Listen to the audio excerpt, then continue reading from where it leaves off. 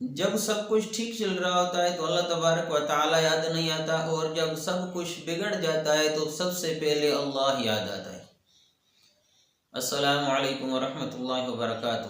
آج ہم ایک ایسا سوال لے کر آئے ہیں جو ہم سب کے دل کے کسی کونے میں موجود ہے، اور وہ سوال یہ ہے کہ ہم اللہ کو کب یاد کرتے ہیں؟ جب رزق رک جائے، جب اولاد کا مسئلہ ہو، جب دل ٹوٹ جائے۔ اللہ تبارک و تعالیٰ نے قرآن پاک میں فرمایا کہ جب انسان کو تکلیف پہنچتی ہے تو وہ ہمیں پکارتا ہے، اور جب ہم اسے اپنی طرف سے نعمت عطا کر دیتے ہیں تو وہ بھول جاتا ہے کہ پہلے کس لیے پکارا تھا اس نے۔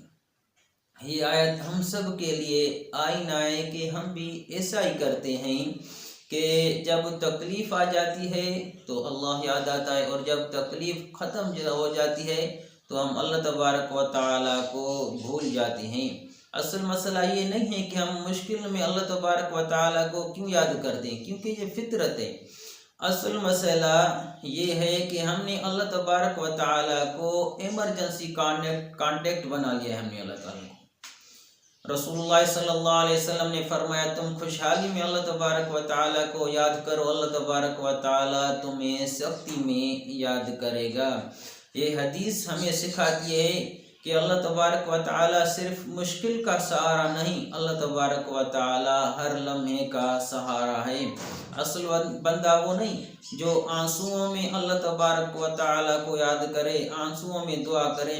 اصل بندہ وہ ہے جو نعمت میں شکر کرے، جو سکون میں سجدہ کرے۔ ذرا سوچیں، آج اللہ تبارک و تعالیٰ نے ہمیں جو صحت دی ہے، گھر دیا ہے، ایمان دیا ہے، سانسیں دی ہیں، تو کیا آج ہم نے اللہ تبارک و تعالیٰ کا شکر ادا کیا ہے؟